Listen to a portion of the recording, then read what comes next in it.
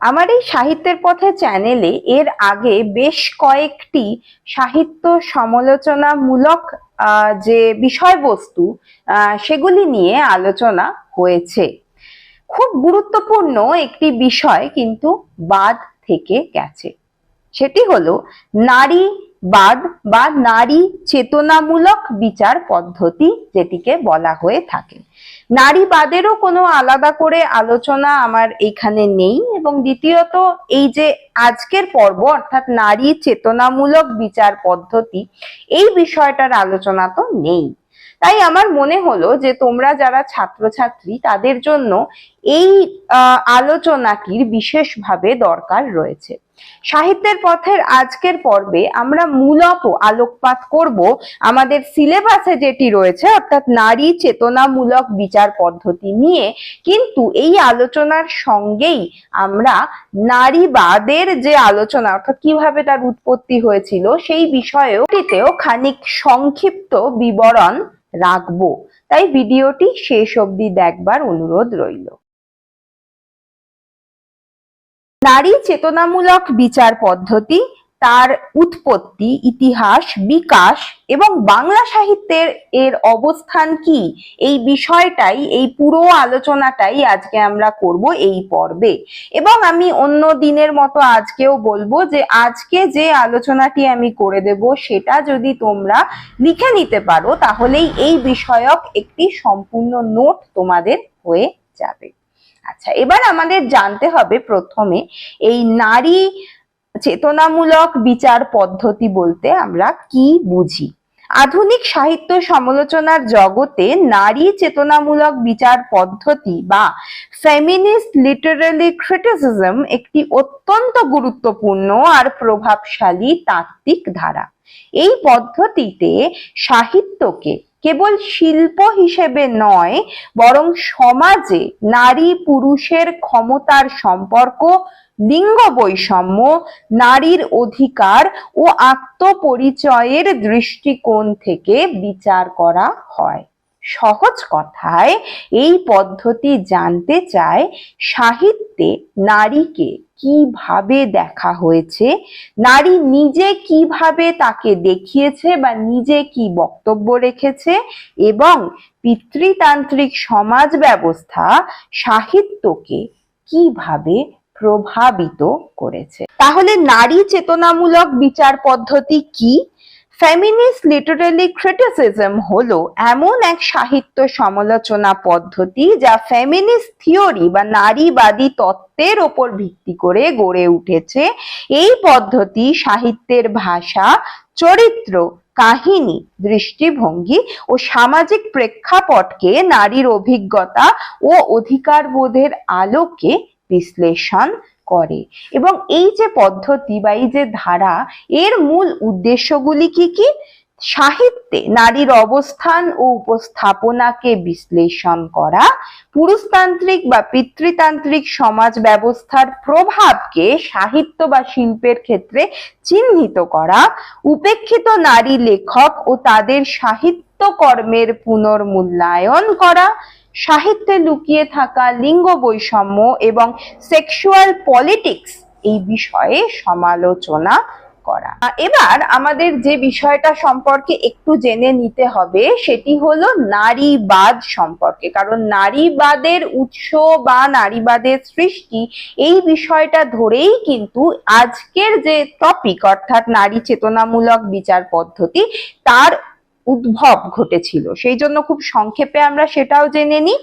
নারী চেতনামূলক সাহিত্য সমালোচনার শিকড় আসলে নারীবাদী আন্দোলনের ইতিহাসের সঙ্গে অঙ্গাঅঙ্গিভাবে যুক্ত। দীর্ঘদিন ধরে সমাজ ও সাহিত্য ছিল পুরুষ নিয়ন্ত্রিত। নারীদের প্রধানত গৃহকেন্দ্রিক, আবেগপ্রবণ বা নির্ভরশীল হিসেবে বরাবর তুলে ধরা হতো।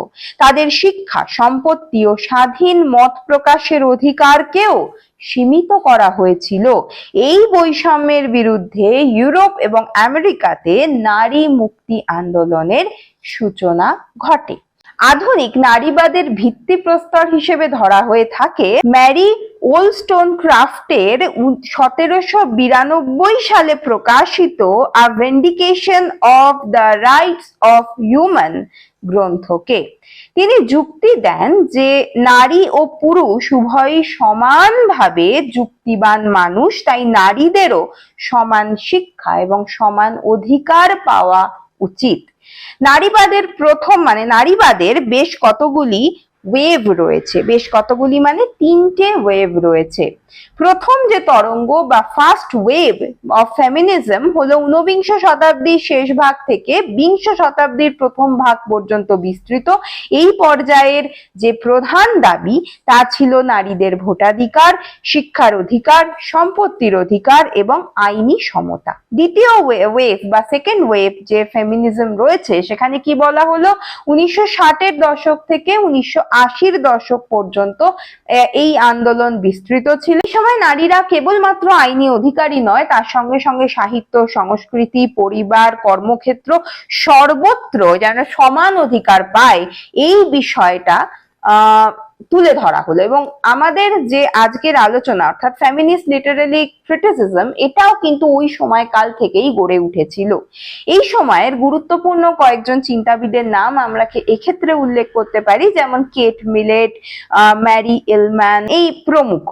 এছাড়া একজনের নাম এক্ষেত্রে মনে রাখতে হয় যার নাম সিমেন দে বোভেয়ার নামক তিনি তার বিখ্যাত গ্রন্থ দ্য সেকেন্ড সেক্স, এই গ্রন্থে তিনি একটি গুরুত্বপূর্ণ কথা বলেন, one is not born but rather becomes woman.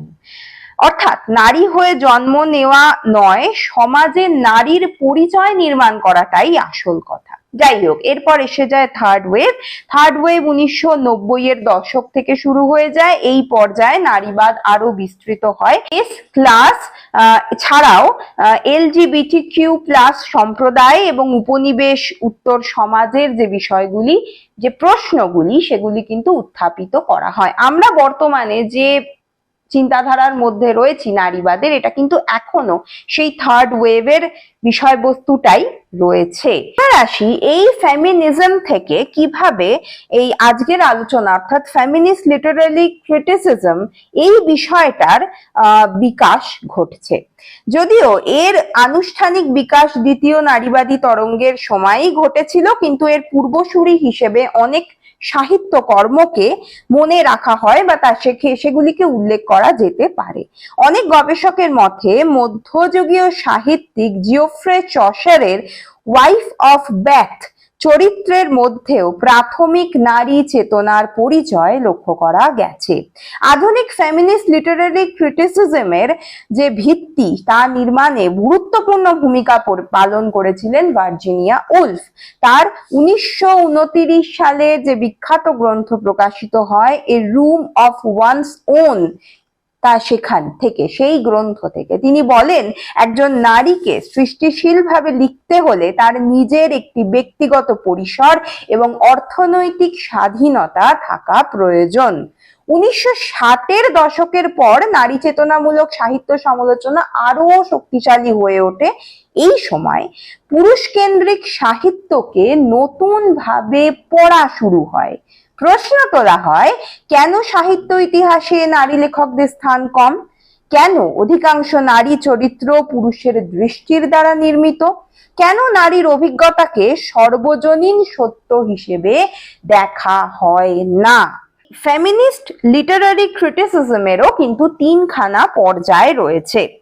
দেখা যাচ্ছে যে প্রথম পর্যায়ের নাম ফেমিনিন ফেজ, যেটা 1840 থেকে 1880 এই সময়কালের মধ্যে বিস্তৃত। এই সময়ে নারী লেখকরা পুরুষ প্রতিষ্ঠিত সাহিত্য রীতি অনুসরণ করে লেখালেখি করতেন এবং পুরুষ সমাজের স্বীকৃতি লাভের চেষ্টা করতেন। দ্বিতীয় ফেজ হচ্ছে ফেমিনিস্ট ফেজ, 1880 থেকে 1920। এই সময় নারী লেখকরা সামাজিক বৈষম্য, লিঙ্গ নির্যাতন এবং নারীর অধিকারহীনতার বিরুদ্ধে সরাসরি প্রতিবাদ জানাতে শুরু করছেন।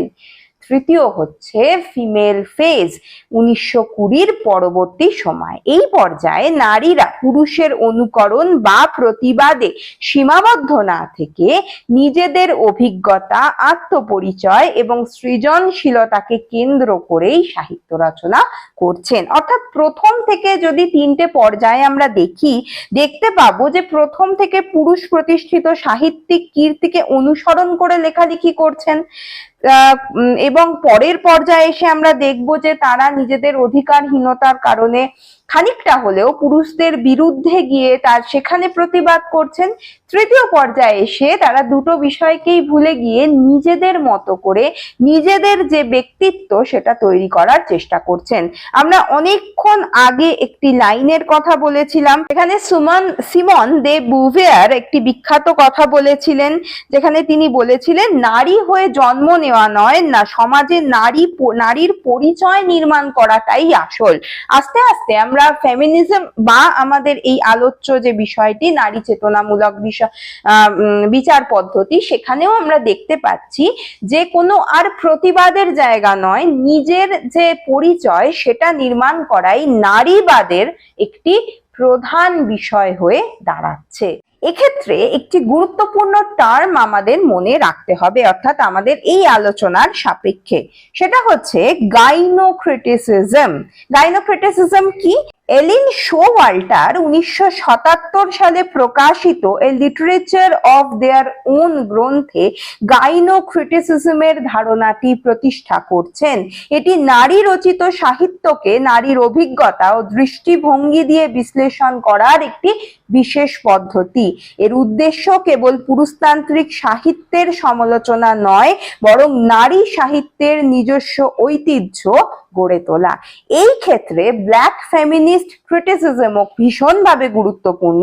পরবর্তীকালে আমেরিকাতে কৃষ্ণাঙ্গ নারী সাহিত্যিক ও সমালোচকরা দেখান যে শুধু নারী হওয়াই নয়, কৃষ্ণাঙ্গ নারী হওয়ার অভিজ্ঞতা কিন্তু একদম আলাদা, যে কারণে ব্ল্যাক ফেমিনিস্ট ক্রিটিসিজম এটাও একটা আলাদা যে জায়গা সেটা করে নিয়েছিল। আমাদের বাংলা সাহিত্য কিন্তু এই বিষয় থেকে পিছিয়ে ছিল না, ভারতীয় সাহিত্য তো একেবারেই ছিল না, কিন্তু এই বিষয়টা পাশ্চাত্য এই দর্শনটা আমাদের সাহিত্য সমালোচনার ক্ষেত্রে এসেছে অনেকখানি পরে। স্বাভাবিকভাবে যে কোনো সাহিত্য সমালোচনার বিষয়বস্তুই অনেকখানি পরে আমাদের দেশে ঢুকেছিল। পাশ্চাত্যে নারীবাদী আন্দোলনের প্রভাব ঊনবিংশ শতাব্দীর শেষ ভাগ থেকে বাংলাতে পৌঁছাতে শুরু করেছিল। ঔপনিবেশিক শিক্ষা ব্যবস্থা, সমাজ সংস্কার আন্দোলন এবং পাশ্চাত্য উদারনৈতিক চিন্তার প্রভাবে বাংলা সমাজে নারী শিক্ষা এবং নারীর অধিকার নিয়ে কিন্তু নতুন নতুন চিন্তার সূত্রপাত ঘটে।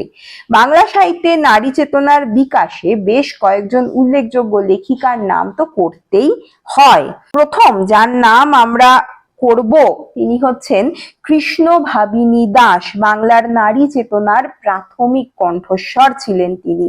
বাংলা সাহিত্যে আধুনিক নারী চেতনার আলোচনায় কৃষ্ণ ভাবিনী দাসের গুরুত্ব বিশেষভাবে লক্ষ্য করা যায়। তিনি ব্রিটিশ সমাজে নারীদের স্বাধীনতা, শিক্ষা ও সামাজিক মর্যাদা দেখে গভীরভাবে প্রভাবিত হয়েছিলেন। 1885 সালে তিনি ইংল্যান্ড ভ্রমণের অভিজ্ঞতার উপর ভিত্তি করে ইংল্যান্ডে বঙ্গ মহিলা নামক গ্রন্থটি প্রকাশ করে। তখন কিন্তু নারীরা নিজের নামে সেইভাবে বই প্রকাশ করতে পারতো না, তাই বইটি আ বেঙ্গলি লেডি ছদ্মনামে প্রকাশিত হয়। এই গ্রন্থে তিনি একদিকে বাঙালি সমাজে নারীদের অবদমিত অবস্থার সঙ্গে সমালোচনা করেন ব্রিটিশ নারীদের শিক্ষা, স্বাধীনতা এবং কর্মজীবনকে।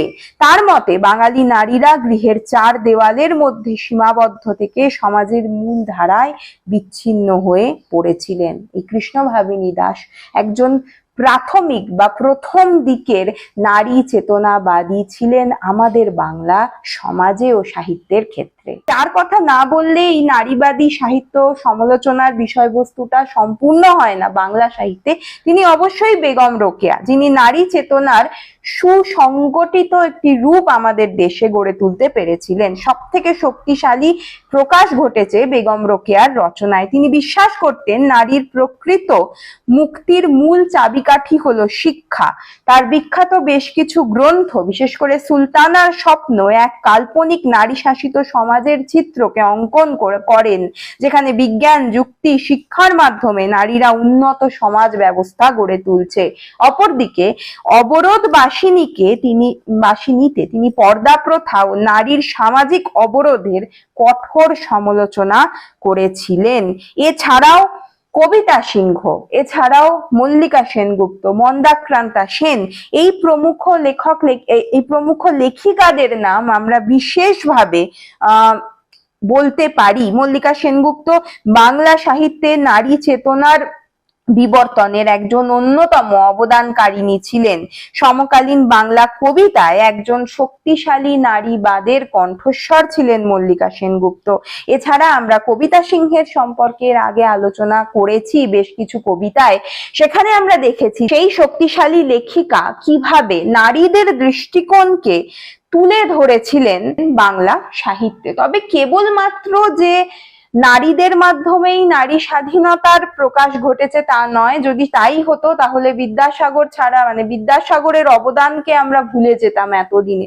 বিদ্যাসাগরের মতো নারীবাদী চিন্তা ভাবনা, নারী চেতনাকে অগ্রসর করে দেওয়ার মতো মানুষ আমাদের সমাজে সত্যি কম আছে বা পরবর্তীকালে হবে। যাই হোক, এছাড়াও আমরা যদি এই যে আজকের টপিক অর্থাৎ নারী চেতনামূলক বিচার পদ্ধতি, এই দৃষ্টিভঙ্গিতে দেখি, তাহলে আমাদের মূল বিষয়টাই হবে এটা যে কোনো টেক্সটে, কোনো রচনায় নারীকে কিভাবে দেখানো হচ্ছে সেই দিকটার উপরে গুরুত্ব দেওয়া। যদি এই ভাবনায় আমরা ভাবিত হই তাহলে রবীন্দ্রনাথ ঠাকুরের স্ত্রীর পত্রে মৃণালের মুক্তির যে আকাঙ্ক্ষা, এটা আমরা লক্ষ্য করতে পারবো।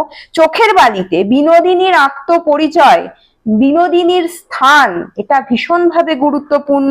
ঘরে বাইরেতে বিমলার মানসিক দ্বন্দ্ব, তাছাড়া আশাপূর্ণা দেবীর যে সমস্ত নারীরা রয়েছে তাদের সামাজিক অবস্থান, এই যে প্রত্যেকটা জিনিস, প্রত্যেকটি সাহিত্যে এককভাবে নারী চরিত্রের যে অবস্থান, সেইটাকে নিয়ে আলোচনা করাই কিন্তু মূলত নারী চেতনামূলক বিচার পদ্ধতির গুরুত্ব। তাই কেবলমাত্রই নারীদের দ্বারাই এই বিচার পদ্ধতি গড়ে উঠেছে মানে তাদের লেখাতেই আমরা এই বিষয়টা খুঁজে পাবো, তা একেবারেই নয়। আমরা প্রত্যেকটি নারী চরিত্র এবং নারীর অবস্থান কিভাবে কোন সাহিত্যে, কোন শিল্পে প্রতিফলিত হয়েছে সেটাই দেখব। এবং এই দৃষ্টিভঙ্গিতে দেখতে গিয়ে আমরা কিন্তু এরকম প্রচুর বাংলা সাহিত্য পেয়ে থাকি যেখানে নারীদের সত্যি সত্যই কেবলমাত্র ঘরের এক কোণে রাখা একজন স্ত্রী হিসেবেও দেখা হয়েছে, এবং সেই সমাজ, সেই প্রেক্ষিতে সেটা কতখানি বাস্তব এই নিয়ে আলোচনা করাও কিন্তু এই নারী চেতনামূলক বিচার পদ্ধতির একটি গুরুত্বপূর্ণ বিষয়বস্তু। আশা করি আমি সংক্ষেপে এই বিষয়টার আলোচনা আপনাদের বা তোমাদের সামনে তুলে ধরতে পারলাম। বিষয়টি বেশ গভীর এবং একটু শক্ত বটে, কারণ পুরোটাই প্রায় পাশ্চাত্যের দৃষ্টিভঙ্গিতে আমাদের দেখতে হচ্ছে। আমাদের বাংলা সাহিত্যে এই নিয়ে বিশেষ খুব গভীর আলোচনা আমাদের এখনো যেন একটু কম বলে মনে হয়। আশা করি এই পর্বটি ভালো লাগলে অবশ্যই একটা লাইক করে দেবেন। কোনো কিছু বিষয় জানতে কমেন্ট করতে পারেন, আর উৎসাহিত করতে সাবস্ক্রাইব করতে ভুলবেন না। আজ এই পর্যন্তই, ধন্যবাদ।